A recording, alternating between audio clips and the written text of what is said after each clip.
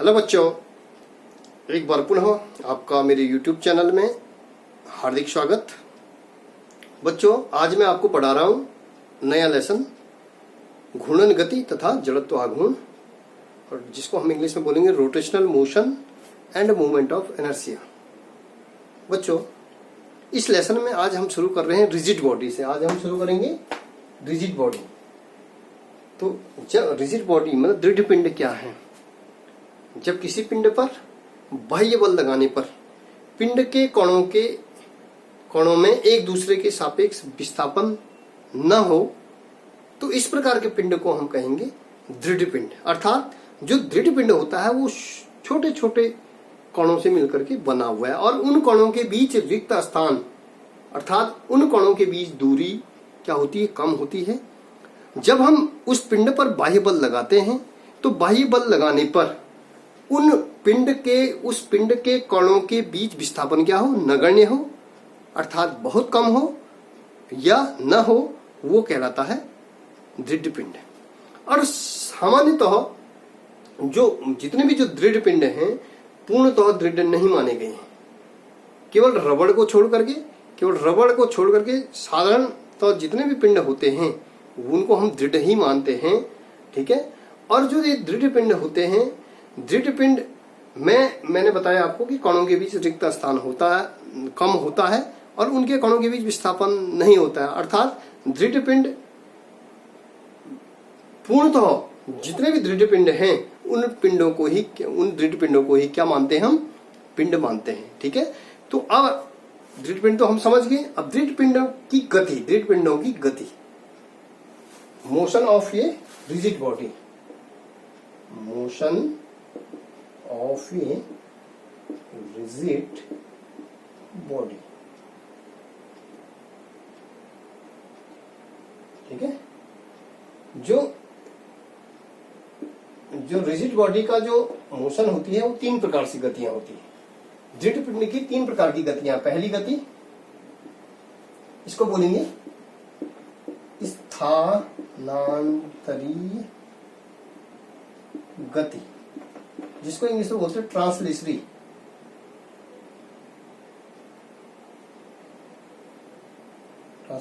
Motion, ठीक है। दूसरा है रोटेशनल मोशन, घूर्णन गति, ठीक है, जिसको कहते हैं घूर्णन गति। और घूर्णन गति अर्थात रोटेशनल मोशन,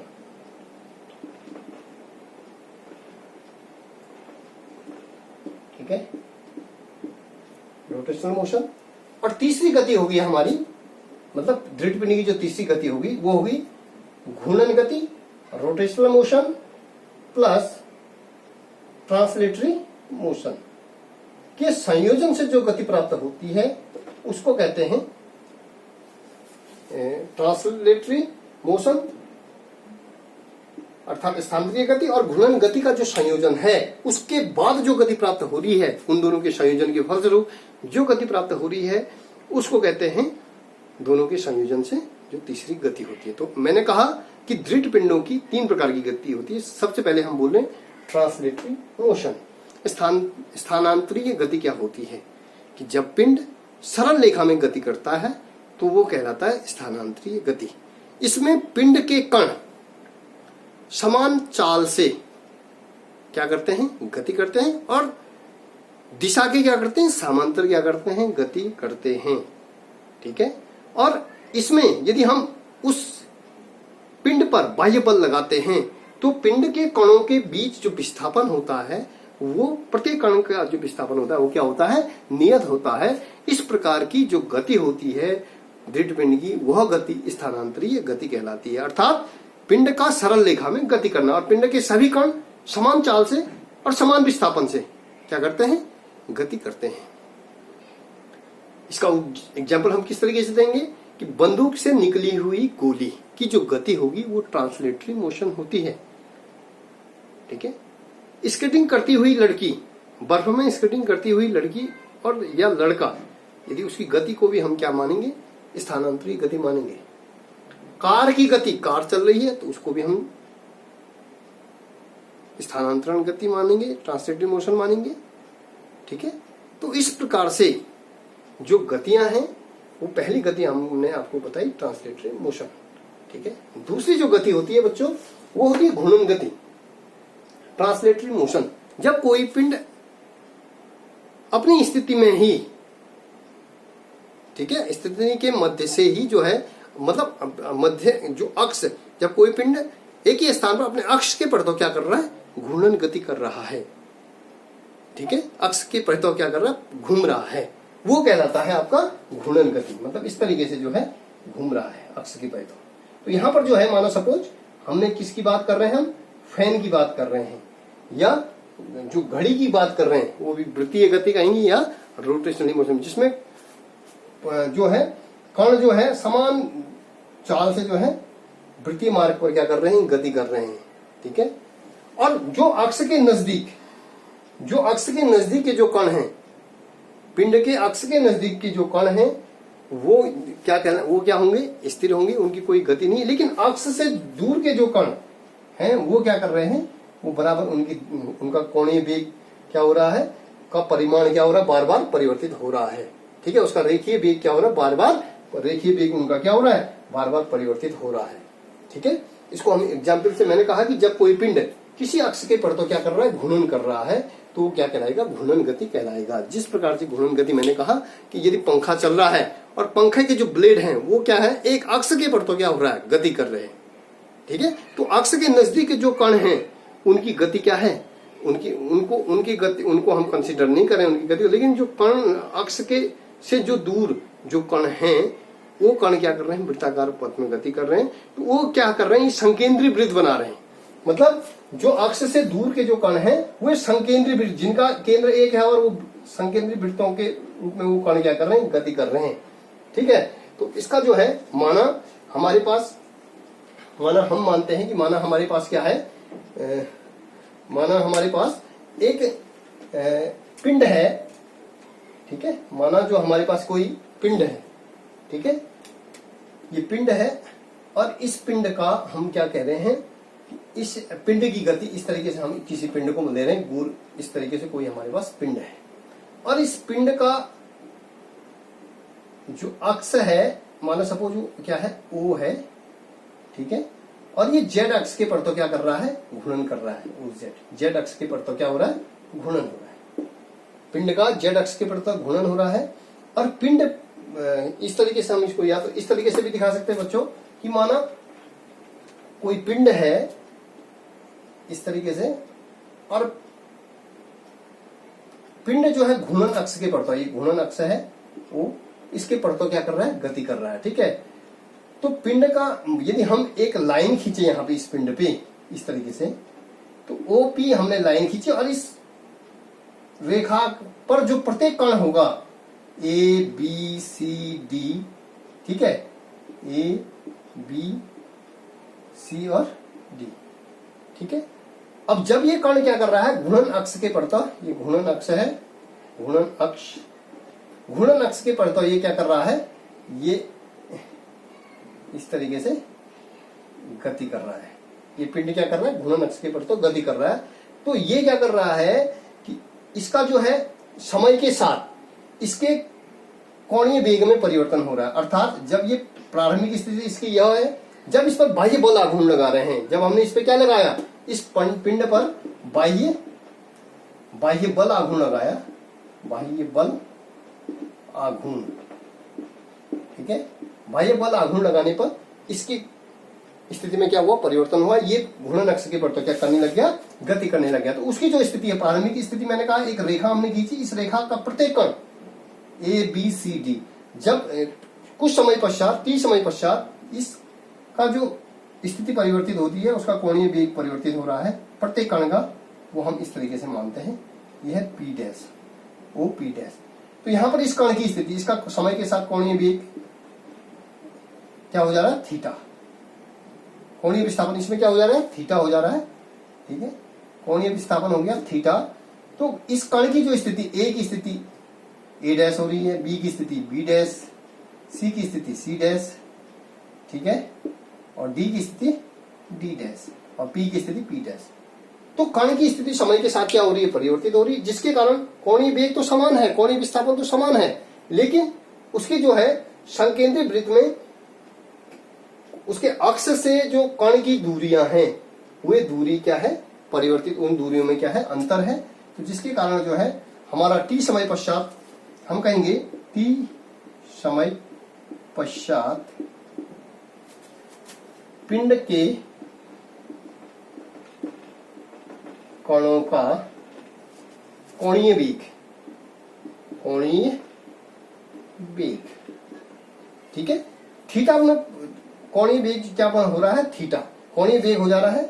एकांक समय में कोणीय वेग होता है कोणीय विस्थापन, कोणीय विस्थापन बटे समय अंतराल, समय अंतराल, ठीक है, ये हो गया समय अंतराल। इसको कहते हैं कोणीय वेग। आप जानते हैं ओमेगा को हम किससे डिनोट करते हैं, कोणीय वेग से, ठीक है। तो कोणीय वेग हो जाएगा आपका, कोणीय वेग बराबर हो जाएगा कोणीय विस्थापन बटे समय अंतराल, अर्थात पिंड के कणों के द्वारा एक निश्चित समय अंतराल में जो कोणीय विस्थापन हो रहा है, ठीक है, एकांक समय में कणों का जो कोणीय विस्थापन है वो क्या कहलाता है, आपका कोणीय वेग कहलाता है, ठीक है। एकांक समय में कणों के द्वारा जो कोणीय विस्थापन हो रहा है वो क्या कहलाता है, आपका कोणीय वेग कहलाता है। तो इस तरीके से हम इसको, आप जानते हैं, इसको हम कहते हैं कि ओमेगा बराबर हो जाएगा हमारा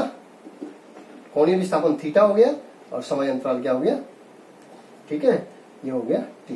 तो ये इस तरीके से हम इसको दिखा सकते हैं।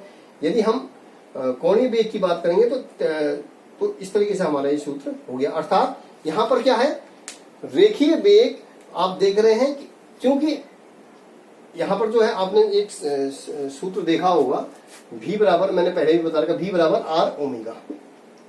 रेखीय वेग बराबर, रेखीय वेग इज इक्वल टू हो जाएगा आर गुणा गया कोणीय वेग, अर्थात रेखीय वेग और कोणीय वेग में संबंध, ठीक है। तो यहां पर जो है आप देख रहे हैं कोणीय वेग तो क्या है, समान है, कोणीय वेग में तो परिवर्तन है, लेकिन रेखीय वेग यहाँ इस स्थिति में क्या हो रहा है, इसका बराबर क्या होगा, परिवर्तित होता रहेगा।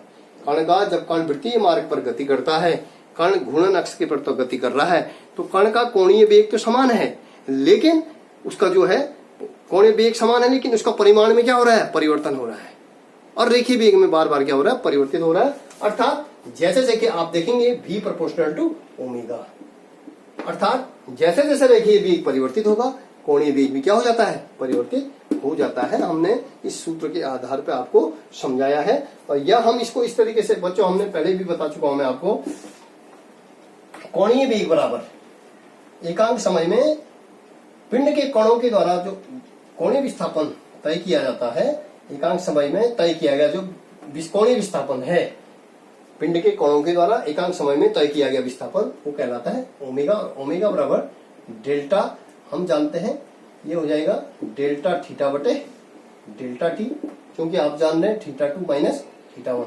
डेल्टा थीटा मतलब प्रारंभिक विस्थापन, अंतिम विस्थापन माइनस प्रारंभिक विस्थापन, कण का जो अंतिम विस्थापन है और कण का प्रारंभिक विस्थापन कोणीय विस्थापन बटे समय अंतराल t2 माइनस t1, ठीक है। तो यदि हम समय को सूक्ष्म लेते हैं, ठीक है, तात्क्षणिक जो इंस्टेंटेनियस हम टाइम लेते हैं, तात्क्षणिक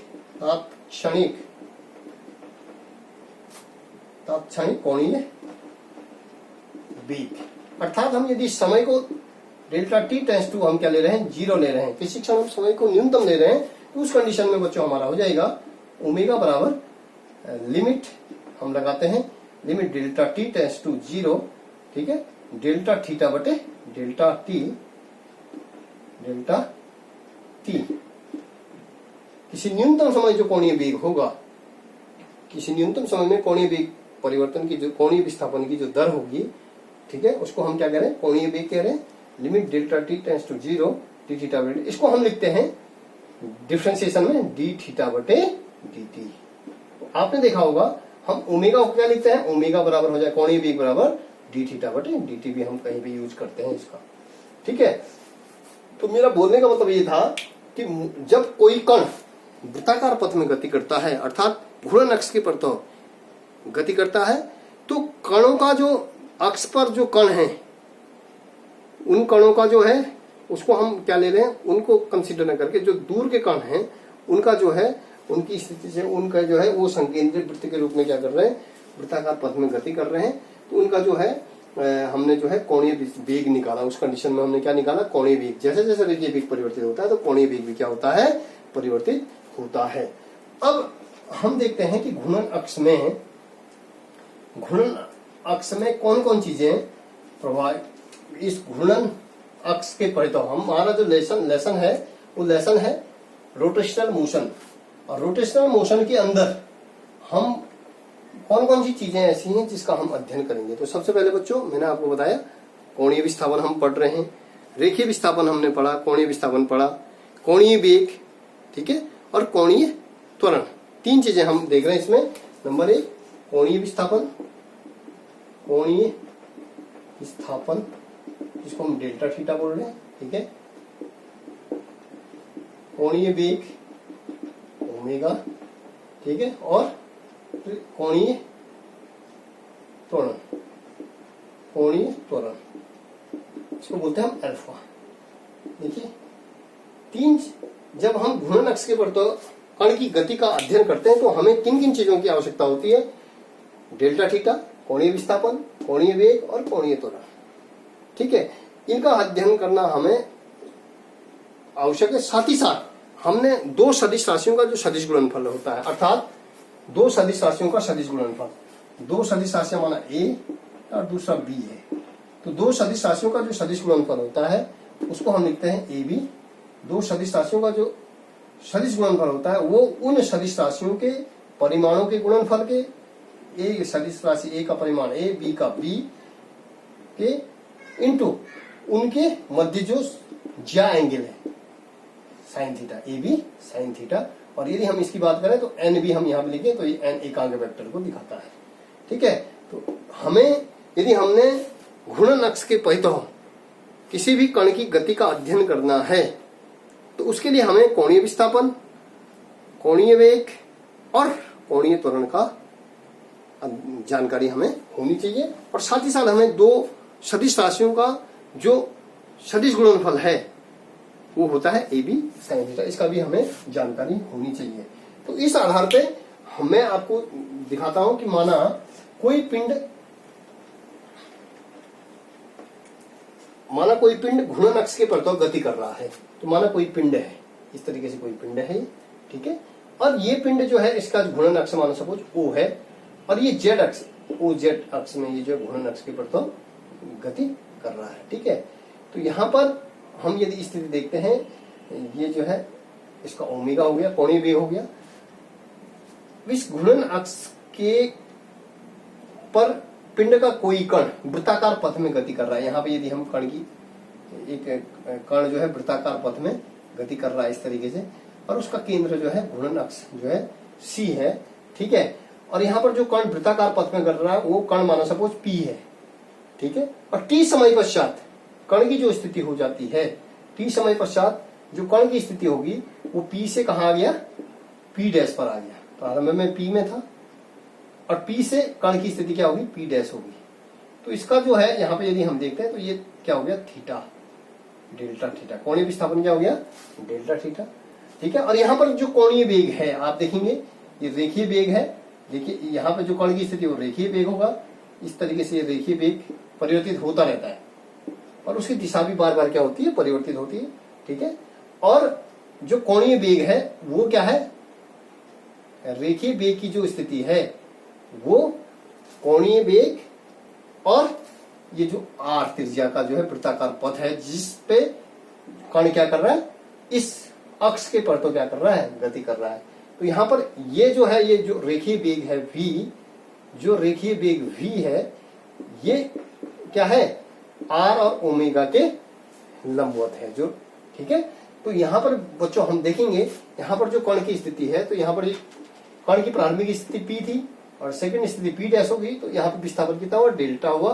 तो यहाँ पे कोणीय वेग हमने निकाला, कोणीय वेग बराबर किसी कण का एकांक समय में उसमें जो कोणीय विस्थापन होता है, किसी पिंड के कणों के द्वारा एकांक समय में जो चला गया जो विस्थापन है इसको हम कोणीय वेग करें तो कोणीय वेग हम इससे इस तरीके से निकालेंगे डेल्टा थीटा बटे डेल्टा टी। ठीक है, प्रारंभ में T1 था समय, सेकंड में T2 आ गया। प्रारंभ में स्थिति जो है क्या थी आपकी P थी, सेकंड में स्थिति क्या होगी P हो, तो इनके बीच जो विस्थापन हो जाएगा ये क्या हो गया, ये रेखीय विस्थापन हो जाएगा। और रेखीय विस्थापन क्या हो गया, डेल्टा एस सपोज। तो हम जो है हमारा जो एक कोणीय वेग आ गया, कोणीय वेग हमने निकाल लिया, जिसको मैंने आपको बताया था।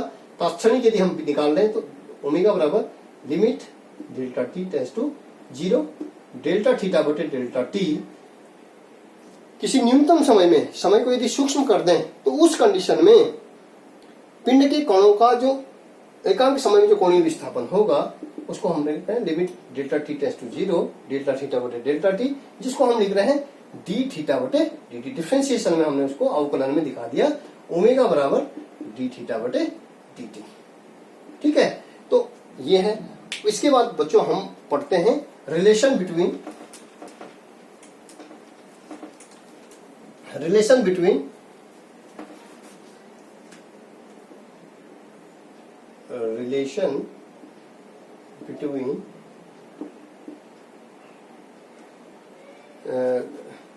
कोणीय वेग एंड रेखीय, रिलेशन बिटवीन जो linear velocity, relation between linear velocity and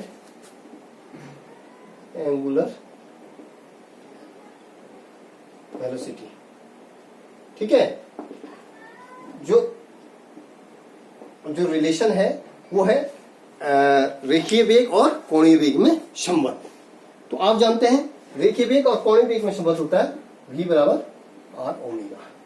अर्थात कि जब कोई कण वृत्ताकार पथ में गति करता है तो उसका वेग प्रोपोर्शनल टू किसके होता है, कौन रेखीय वेग प्रोपोर्शनल टू कोणीय वेग। अर्थात जब कोई कण किसी अक्ष के परिधि, तो ये इसका सेंटर है, इसको हम जो है इसका अक्ष मान लेते हैं। ठीक है, और मानो सपोज जेड अक्ष है। ठीक है, तो यहां पर जो है मैं आपको बता रहा था relation between linear velocity and angular velocity, कोणीय वेग और रेखीय वेग में संबंध। कि जब कोई कण वृत्ताकार पथ में गति करता है तो वृत्ताकार पथ में गति करते हुए कण की जो स्थिति है, कण प्रारंभ में देखिए आप, प्रारंभ में कण की स्थिति P1 है और t समय पश्चात P2 स्थिति है। तो यहां पर जो कोणीय विस्थापन है, ठीक है, यहां पर जो कोणीय विस्थापन हो गया वो क्या हो गया, डेल्टा थीटा। और कोणीय रेखीय वेग कितना हो गया, डेल्टा एस। ये जो वेग है, यहाँ पर जो वेग समय के साथ परिवर्तित हो रहा है उसकी दिशा बार बार परिवर्तित हो रही है। यहाँ पर जो है आप देखेंगे कि जब कोई कण वृत्ताकार पथ में गति कर रहा है तो उसके जो है रेखीय वेग समय के साथ परिवर्तित हो रहा है और विस्थापन जो है, विस्थापन भी जो है समय के साथ क्या हो रहा है, परिवर्तित हो रहा है, उसका परिमाण में क्या हो रहा है, परिवर्तन हो रहा है। तो हमने इसको इस तरीके से दिखाया कि चूंकि जो है ये जो है ये चाप है और चाप की जो डिस्टेंस हम मान रहे हैं वो डेल्टा एस है, तो और ये जो है ये त्रिज्या है। ठीक है, और ये हो जाएगा डेल्टा। तो हम जानते हैं थीटा कोण बराबर होता है चाप बटे त्रिज्या, और चाप हमारा डेल्टा एस बटे चाप बटे त्रिज्या, त्रिज्या आर है। ठीक है, तो हम इसको किस तरीके से दिखा रहे हैं बच्चों, इसको हमने जो है कोण बराबर होता है चाप बटे त्रिज्या। अब हम क्या कर रहे हैं, टी के सापेक्ष जो है हम क्या है डी थीटा बटे दोनों ओर डेल्टा टी से, दोनों ओर डेल्टा टी से भाग देने पर, यदि हम भाग दे रहे हैं तो डेल्टा थीटा बटे डेल्टा टी बराबर हो जा रहा है डेल्टा एस बटे डेल्टा टी, और ये हो जाएगा 1/r। ठीक है, तो आप देखेंगे चूंकि हम जानते हैं यदि हम इसको पे क्या लगाएं, किसी क्षण मैंने कहा कि समय को हम सूक्ष्म ले रहे हैं तो limit delta T tends to 0 delta theta बटे delta T is equal to 1/r limit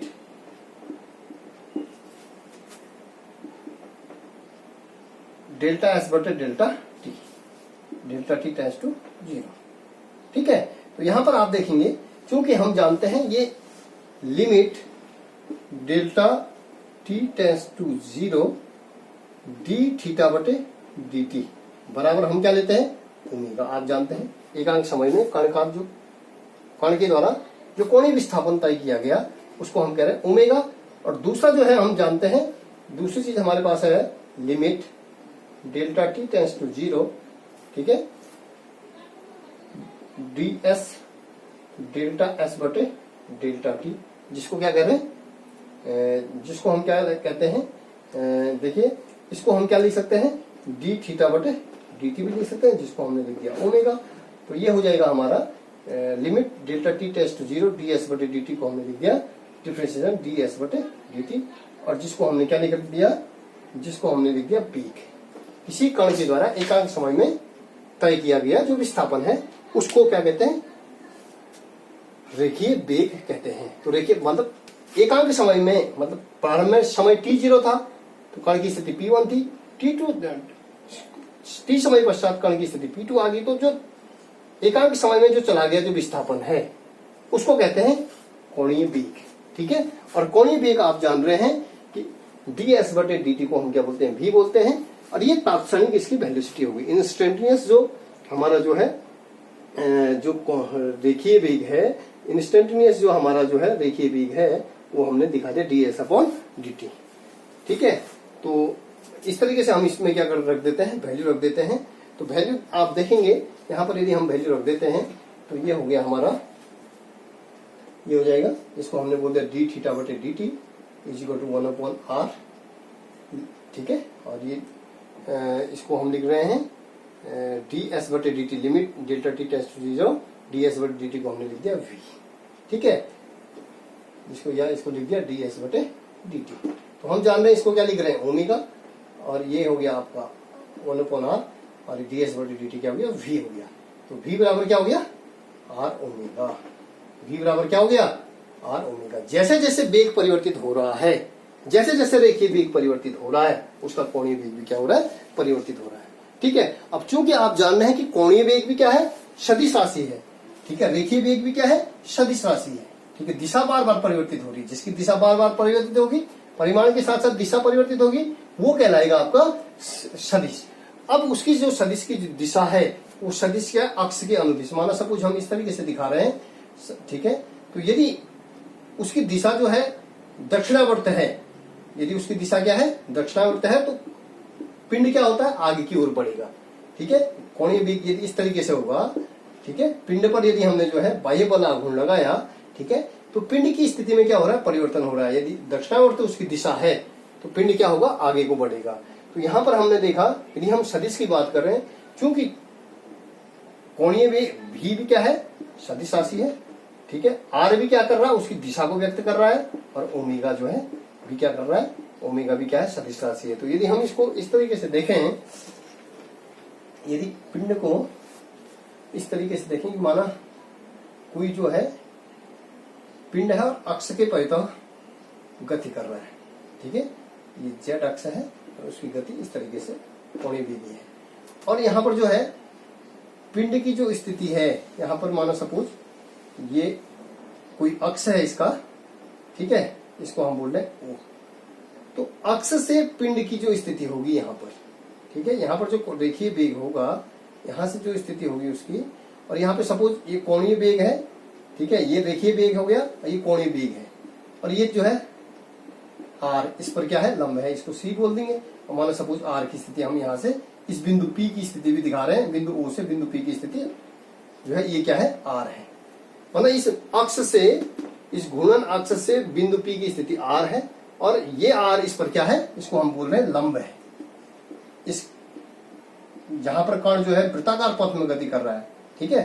तो यहाँ पर आप देख रहे हैं जो भी है, और ये टोटल क्या हो गया, ये ओमेगा, ये क्या हो गया, लंब। तो जो भी की दिशा है वो ओमेगा मतलब कोणीय वेग, और आर के क्या है, लंबवत है। अर्थात हम यहाँ पे कहेंगे कि भी बराबर आर ओमेगा, भी बराबर क्या हो जाएगा, आर ओमेगा। यहाँ पर ये क्या कर रहा है कि दो सदिश राशियों का जो सदिश गुणनफल है वो होता है, क्योंकि आर भी क्या कर रहा है, इसकी दिशा को व्यक्त कर रहा है, आर भी इस दिशा में इसके लंबवत है, ओमेगा भी इसके लंबवत, ठीक है। ओमेगा हमारा कोणीय वेग है, तो दो सदिश राशियों का जो अदिश गुणनफल हो जाएगा, दो सदिश राशियों का सदिश गुणनफल हो जाएगा भी बराबर आर ओमेगा। यही जो है कोणीय वेग और रेखीय वेग में क्या है, संबंध है। ठीक है, तो धन्यवाद।